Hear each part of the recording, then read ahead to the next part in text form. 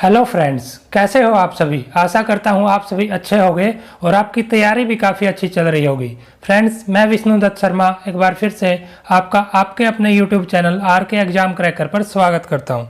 Friends, आज के इस वीडियो लेक्चर में मैं आपके लिए जो हमने RRB NTPC special general awareness की सीरीज स्टार्ट की है उसका पार्ट 17 लेके आया हूँ। हर पार्ट की तरह हम इस पार्ट में भी 20 मोस्ट इंपॉर्टेंट क्वेश्चन डिस्कस करेंगे। उनसे रिलेटेड जो एक्स्ट्रा इन्फॉर्मेशन है, उनसे रिलेटेड जो एक्स्ट्रा क्वेश्चन बनते हैं वो सब हम यहाँ पर कवर करेंगे। और फ्रेंड्स, ये क्वेश्चंस काफ़ी इंपॉर्टेंट क्वेश्चन होते हैं। ये कई बार अलग अलग कंपटीशन एग्जाम्स में पूछे जा चुके हैं और आगे भी इनके पूछे जाने की काफ़ी अधिक संभावना है। और जो आरआरबी एनटीपीसी का एग्ज़ाम है उसके लिए काफ़ी इंपॉर्टेंट क्वेश्चन है, उसमें ये क्वेश्चन आने की काफ़ी ज़्यादा संभावना है। तो फ्रेंड्स, आइए देखते हैं आज के क्वेश्चन। और फ्रेंड, उससे पहले अगर आपने अब तक चैनल को सब्सक्राइब नहीं किया है तो जल्द से जल्द चैनल को सब्सक्राइब कर लें और बेल आइकन को भी प्रेस कर लें। उससे आपको हमारे आने वाले सभी वीडियोज़ के बारे में नोटिफिकेशन मिल जाएगा। तो आइए फ्रेंड्स, देखते हैं क्वेश्चंस। पहला क्वेश्चन आज का क्वेश्चन है, which sport has highest rank of Yokozuna. जो योकोजुना नाम की रैंक है वो किस स्पोर्ट्स में, किस खेल में सबसे ऊंची रैंक होती है। सही आंसर होगा ऑप्शन ए, सुमो रेसलिंग। जो सुमो रेसलिंग का गेम है उसमें हाईएस्ट रैंक होती है योकोजुना। जो योकोजुना है ये एक प्लेयर का नाम याद रखेंगे, काफ़ी फेमस है ये रेसलिंग के, सुमो रेसलिंग के, हाकुहो सो। इनको ये ग्रेटेस्ट जो सुमो रेसलिंग प्लेयर है, इनको 40 से ज़्यादा बार इन्होंने ये जो टाइटल है, जो योकोजुना की रैंक है, टाइटल है, इसको इन्होंने हासिल किया है, जीता है। और जो ये सुमो रेसलिंग की खेल खेला जाता है मेनली ये जापान में खेला जाता है। नेक्स्ट पूछा गया है, what does UFO stands for. जो यूएफओ है उसकी क्या फुल फॉर्म होती है, क्या मीनिंग होता है। सही आंसर होगा option B, unidentified flying object. UFO की फुल फॉर्म है अनआइडेंटिफाइड फ्लाइंग ऑब्जेक्ट।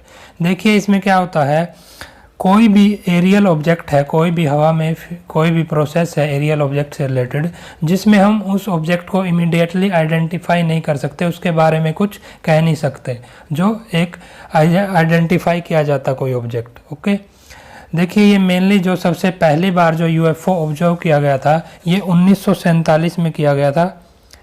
क्या हुआ था तब, जो एक यूएसए के बिजनेसमैन है जिनका नाम है केनेथ आर्नोल्ड, उन्होंने कहा था जब वो अपने प्लेन से जा रहे थे तो उन्होंने बताया कि उन्होंने जो 9 हाई स्पीड ऑब्जेक्ट्स को देखा है जिनके बारे में मतलब इमिडिएटली कुछ कहा नहीं जा सकता, उनको यूएफओ बोला गया था सबसे पहली बार ये।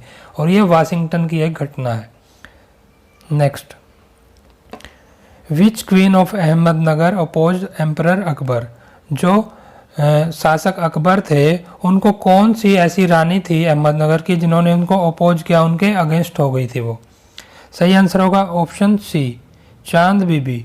जो चांद बीबी हैं उन्होंने अकबर के खिलाफ अपने साम्राज्य को, जो कि अहमदनगर का साम्राज्य था, अपने साम्राज्य को उनके खिलाफ जो है प्रोटेक्ट किया, उनको डिफेंड किया। ये 1595 में किया था इन्होंने। और ये जो चांद बीबी जी हैं ये रानी रही, रीजेंट बोलते हैं वर्ड जिसको राज्य प्रतिनिधि बोलते हैं हिंदी में। वो बीजापुर एरिया की, बीजापुर की 1580 से 1590 के बीच रीजेंट रही और अहमदनगर की 1596 से 1599 के बीच। और ये जो दोनों एरिया हैं बीजापुर और अहमदनगर अभी करंट के ये महाराष्ट्र स्टेट में पड़ते हैं। नेक्स्ट पूछा गया है, when is the international day for preservation of ozone layer observed. जो ओजोन लेयर होती है उसको प्रोटेक्ट करने के लिए जो अंतर्राष्ट्रीय दिवस मनाया जाता है वो कुछ डेट को मनाया जाता है।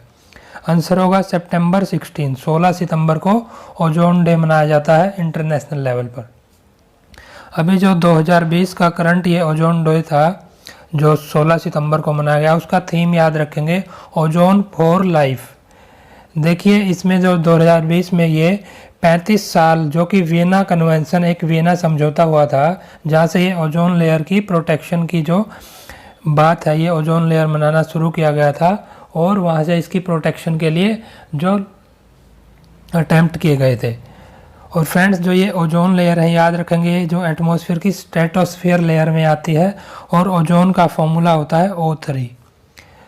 जो ओजोन लेयर होती है ये हमारी जो सूर्य से, जो सन से जो हानिकारक अल्ट्रावायलेट रेज आती हैं उनको ये एब्जॉर्ब करती है। और जो मई 1 है इसको भी याद रखेंगे, ये होता है इंटरनेशनल लेबर डे यानी अंतर्राष्ट्रीय मजदूर दिवस। ये भी काफ़ी फेमस है, कई बार एग्जाम्स में आ चुका है। Next, who invented the bifocal glasses? जो बाईफोकल ग्लासेज या बाईफोकल लेंसेज होते हैं उनको किन्होंने इन्वेंट किया? आंसर होगा ऑप्शन ए, बेंजामिन फ्रैंकलिन। इन्होंने बाईफोकल लेंसेज को इन्वेंट किया। देखिए जो बाईफोकल लेंसेज होते हैं उसमें क्या होता है, दो अलग अलग ऑप्टिकल पावर के लेंसेज होते हैं।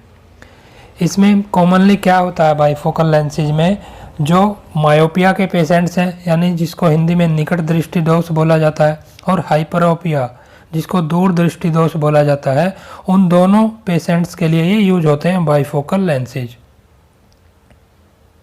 नेक्स्ट पूछा गया है learn and shared beliefs and behaviours are denoted by. जो लर्न किए जाते हैं और जो शेयर किए जाते हैं बिलीफ्स और बिहेवियर्स, उनको क्या बोलते हैं? सही आंसर होगा ऑप्शन ए, कल्चर।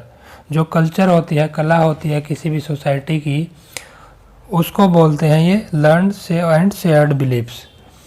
देखिए जो कोई भी व्यक्ति है, कोई भी पर्सन है, वो किसी भी कल्चर को पहले से ही नहीं समझता। अपना जब उसका जन्म होता है उसी टाइम से किसी कल्चर को नहीं समझता।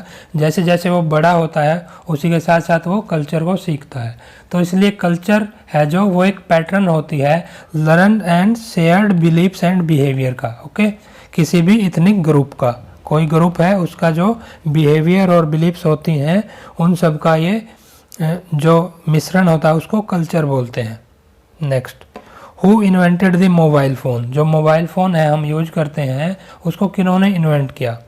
आंसर होगा ऑप्शन सी, मार्टिन कूपर। जो मार्टिन कूपर है उन्होंने 1973 में इसको इन्वेंट किया और सबसे पहले यूज भी किया था। उन्होंने सबसे पहले मोबाइल कॉल की थी 1973 में मार्टिन कूपर ने। और ये जो मोटरोला कंपनी है जो, उसके एक एम्प्लॉय थे, ये भी याद रखेंगे हम। और इनको जो मार्टिन कूपर को ही फादर ऑफ सेलुलर फ़ोन भी बोला जाता है। और एक इम्पोर्टेंट क्वेश्चन है, याद रखेंगे, जो फादर ऑफ स्मार्टफोन या फादर ऑफ एंड्रॉयड बोला जाता है वो बोला जाता है एंडी रूबिन्स को। Next, what does PDA stands for? जो पीडीए होता है उसकी क्या फुल फॉर्म होती है? आंसर होगा option B, personal digital assistant.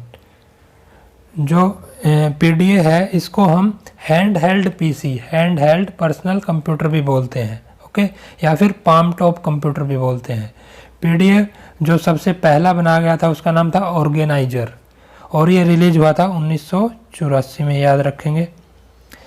और रिलीज किया गया था ये पीसीओन नाम की कंपनी थी, PSION, पीसीओन। ओके, और जो टर्म पीडीए है उसका यूज सबसे पहले 1992 में किया गया था। एप्पल कंप्यूटर के सीईओ थे जॉन स्कली। उन्होंने ये लास वेगास में एक कंज्यूमर इलेक्ट्रॉनिक शो चल रहा था, वहाँ पे ये यूज किया था word PDA. Next, name the architect who design new Delhi. जो नई दिल्ली है, भारत की, हमारे देश की कैपिटल है, उसके आर्किटेक्ट, उसके वास्तुकार कौन है?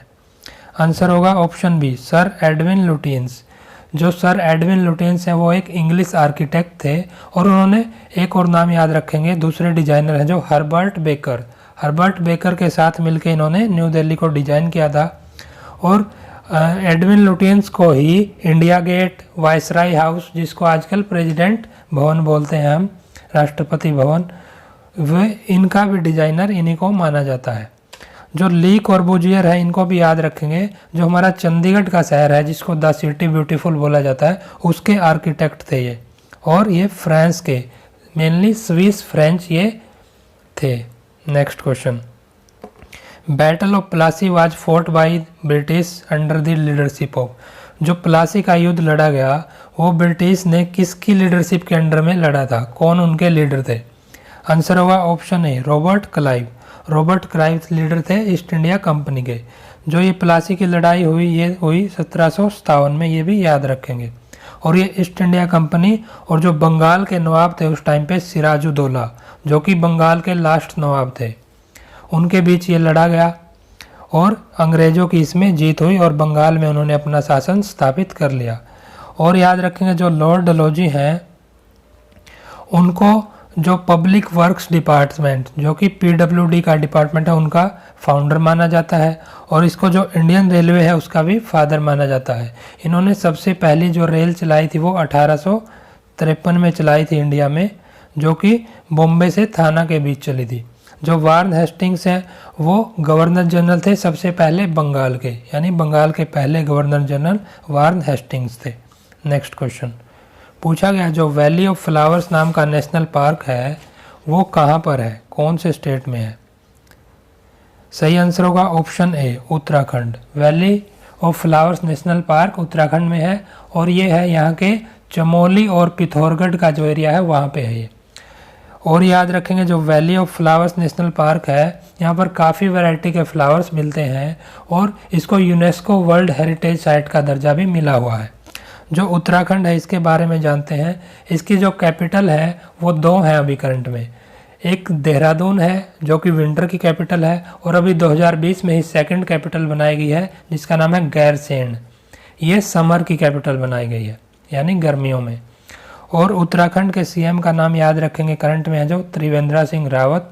गवर्नर हैं बेबी रानी मौर्य जी, और जो हाई कोर्ट है उत्तराखंड की वो याद रखेंगे वो नैनीताल में है। Next, who is current Delhi police commissioner? जो दिल्ली पुलिस है उसके अभी करंट में कमिश्नर कौन है? सही आंसर होगा option A SN Srivastava. SN Srivastava ji Delhi police के कमिश्नर है अभी करंट में, और उन्होंने रिप्लेस किया है अमूल्य पटनायक, यानी इनसे पहले जो कमिश्नर थे दिल्ली पुलिस के वो थे अमूल्य पटनायक जी। और याद रखेंगे जो दिल्ली पुलिस के कमिश्नर होते हैं वो अपॉइंट किए जाते हैं जो मिनिस्ट्री ऑफ होम अफेयर्स है, हमारा गृह मंत्रालय है उसके द्वारा। और दिल्ली के सीएम है जो करंट में सबको पता है वो अरविंद केजरीवाल जी हैं, और लेफ्टिनेंट गवर्नर हैं अनिल बैजल जी। और जो लेफ्टिनेंट गवर्नर अपॉइंट किए जाते हैं दिल्ली के वो प्रेसिडेंट के द्वारा किए जाते हैं 5 साल के लिए, और अनिल बैजल जी 2016 से यहाँ के लेफ्टिनेंट गवर्नर हैं। नेक्स्ट क्वेश्चन पूछा गया, how many princely states were there in India at the time of independence? जब हमारा देश इंडिपेंडेंट हुआ, स्वतंत्र हुआ, उस समय पे भारत में कितने प्रिंसली स्टेट्स, कितनी देशी रियासतें थी? सही आंसर होगा ऑप्शन सी 565, यानी 565 ये प्रिंसली स्टेट्स थे इंडिपेंडेंट के टाइम पे। कुछ इम्पोर्टेंट जो प्रिंसली स्टेट्स थे उनके नाम याद रखिए, ये थे हैदराबाद, मैसूर और त्रावणकोर, जम्मू एंड कश्मीर, सिक्किम और इंदौर। जो सबसे बड़ा था प्रिंसली स्टेट वो था हैदराबाद, और जो हैदराबाद था वहाँ पे हिंदू मेजॉरिटी में थे और मुस्लिम वहाँ के रूलर थे, रूलर जो था मेन मुस्लिम था।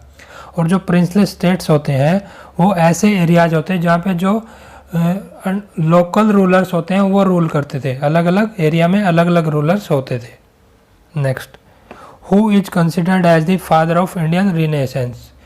रिनेसेंस होता है पुनर्जागरण। जो भारतीय पुनर्जागरण हुआ उसके फादर किनको माना जाता है? सही आंसर होगा ऑप्शन डी राजा राम मोहन राय। राजा राम मोहन राय को भारत के पुनर्जागरण का, जो आधुनिक भारत का पुनर्जागरण हुआ उसके फादर माना जाता है। और याद रखेंगे कुछ पॉइंट्स राजा राम मोहन राय के बारे में। इन्होंने आत्मीय सभा की स्थापना 1815 में की थी, और इन्होंने काफ़ी फेमस जो ब्रह्म समाज के नाम से जाना जाता है एक सभा थी इनकी, उसकी स्थापना 1828 में की थी। और इन्होंने जो सती सिस्टम जिसको सती प्रथा बोलते हैं और जो चाइल्ड मैरिज बाल विवाह की प्रथा थी इन सबको इन्होंने समाप्त किया था। और जो राजा का टाइटल है वो इनको अकबर II ने दिया था। ये भी क्वेश्चन काफ़ी बार पूछा जाता है एग्जाम्स में। जो विनोबा भावे है इनको भूदान मूवमेंट के नाम से इनका जो जिक्र किया जाता है हिस्ट्री में, और 1983 में इनको भारत रत्न का अवार्ड भी मिला था। सरदार वल्लभ भाई पटेल को इंडिया का, भारत का लौह पुरुष माना जाता है, आयरन मैन ऑफ इंडिया बोलते हैं। और महात्मा गांधी को फादर ऑफ नेशन यानी राष्ट्रपिता बोला जाता है। Next, who invented band aid? जो बैंडेड होती है, जो हम चोट वगैरह लग जाती है तो बैंडेड लगाते हैं, उसका आविष्कार किन्होंने किया? सही आंसर होगा इरली डिक्सन। और सबसे पहली बार जो बैंडेड का आविष्कार हुआ था वो 1920 में हुआ था, 1920 में हुआ था। जो बैंडेड है वो जो हमारे ओपन वाउंड्स होते हैं, जो हमारे खुले घाव होते हैं, उन पे इन्फेक्शन को के जो चांसेस होते हैं उनको काफ़ी कम कर देती हैं, और इससे डिजीज के चांसेस काफ़ी कम हो जाते हैं बैंडेड लगाने से। जो बैंडेड है ये अमेरिका का एक ब्रांड है, जो अमेरिका की एक कंपनी है फार्मेसी और मेडिकल डिवाइसेज बनाने वाली कंपनी, उसका नाम याद रखेंगे जॉनसन एंड जॉनसन, उसका ये एक ब्रांड नेम है। Next, which of following refers to the number of pixel per inch printed on a page. जो हम एक पेज पर प्रिंट करते हैं तो उसमें जो number of pixel per inch, हर एक इंच में जो नंबर ऑफ पिक्सल्स होते हैं वो किस चीज़ को डिनोट करता है। सही आंसर होगा ऑप्शन बी, रिजोल्यूशन। जो रिजोल्यूशन होती है किसी प्रिंटर की वो डिनोट होती है पिक्सल्स पर इंच से। ओके, और जो किसी भी प्रिंटर के लिए जो गुड रिजोल्यूशन मानी जाती है वो कम से कम 300 पिक्सल्स पर इंच मानी जाती है। और जैसे जैसे रिजोल्यूशन बढ़ती जाती है उससे जो डॉट्स होते हैं वो काफ़ी स्मॉलर होते जाते हैं और जो इमेज होती है उसमें काफ़ी इम्प्रूवमेंट, काफ़ी साफ आती है वो। Next, in which generation of computer was the mechanical language for programming use. पूछा गया है कौन सी जनरेशन के कंप्यूटर्स में जो प्रोग्रामिंग लैंग्वेज के रूप में मैकेनिकल लैंग्वेज को यूज किया जाता था। सही आंसर होगा ऑप्शन ए, फर्स्ट जनरेशन के कंप्यूटर में। और जो फर्स्ट जनरेशन के कंप्यूटर बनाए गए थे वो 1942 से 1956 के बीच बनाए गए और इनमें वैक्यूम ट्यूब नाम का लॉजिक सर्किट यूज होता था। और जो सबसे पहला मैकेनिकल कंप्यूटर बनाया गया वो चार्ल्स बेबेज जी के द्वारा बनाया गया और इसीलिए चार्ल्स बेबेज को फादर ऑफ कंप्यूटर भी बोला जाता है। ओके, याद रखेंगे चार्ल्स बेबेज को बोला जाता है फादर ऑफ कंप्यूटर। कुछ टिपिकल कंप्यूटर्स के नाम बताता हूँ मैं आपको जो फर्स्ट जनरेशन में यूज हुए थे। इनियाक, इडवाक, इडसाक, यूनिवाक 1, IBM 650 और IBM 701। और जो फर्स्ट जनरेशन के कंप्यूटर होते थे ये काफ़ी लार्ज साइज के होते थे और इनमें प्रोसेसिंग की स्पीड थी वो काफ़ी कम थी। जो सेकंड जनरेशन के कंप्यूटर आए वो 1956 से 65 के बीच आए और थर्ड जनरेशन के कंप्यूटर 1965 से 1971 के बीच आए और जो फोर्थ जनरेशन के कंप्यूटर थे वो 1971 से 1980 के बीच मेनली यूज हुए थे। नेक्स्ट क्वेश्चन पूछा गया which is the fastest land animal on earth.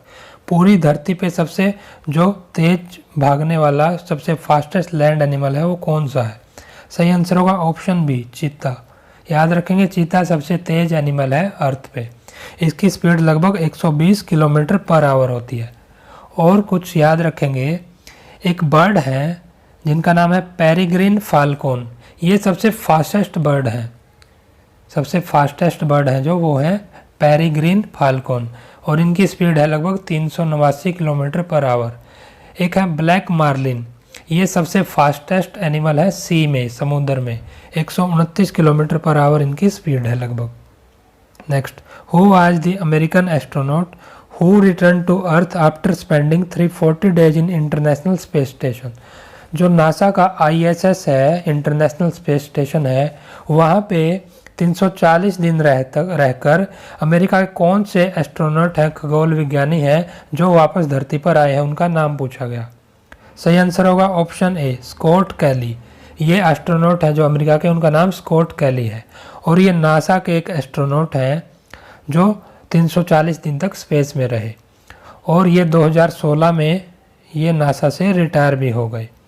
और टोटल जो ये दिन रहे स्पेस में वो 520 दिन रहे। ये तो एक इनका एक्सपेडिशन था, एक अभियान में ये 340 दिन रहे, लेकिन टोटल डेज है 520। और एक स्पेस एस्ट्रोनॉट का नाम याद रखेंगे, Peggy Whitson. Okay, Peggy Whitson है जो, इनके नाम सबसे ज़्यादा दिन स्पेस में रहने का रिकॉर्ड है और ये 665 दिन स्पेस में रहे।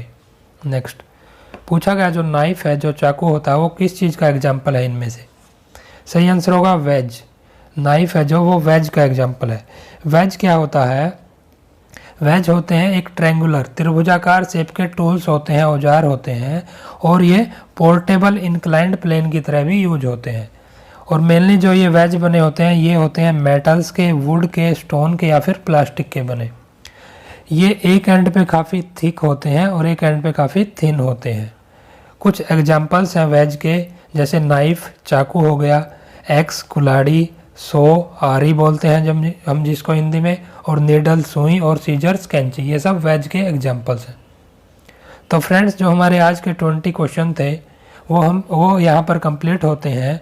आशा करता हूँ ये क्वेश्चन आपको काफ़ी पसंद आए होंगे और जो मैंने यहाँ पर एक्स्ट्रा इन्फॉर्मेशन कवर की वो भी आपको काफ़ी अच्छी लगी होगी और आपके लिए काफ़ी यूजफुल भी होगी। तो फ्रेंड्स, अगर आपको वीडियो पसंद आता है तो वीडियो को लाइक ज़रूर करें और अपने फ्रेंड्स के बीच शेयर भी ज़रूर करें। और ऐसे ही ज़्यादा से ज़्यादा वीडियो देखने के लिए चैनल को सब्सक्राइब कर लें और जो वीडियो है हमारी उनके नोटिफिकेशन पाने के लिए जो बेल आइकन बना है उसको भी ज़रूर प्रेस कर लें। तो फ्रेंड्स, इन्हीं क्वेश्चन के साथ आज की वीडियो को समाप्त करते हैं और मिलते हैं नेक्स्ट वीडियो में और अच्छे टॉपिक और अच्छे क्वेश्चन के साथ। Thank you.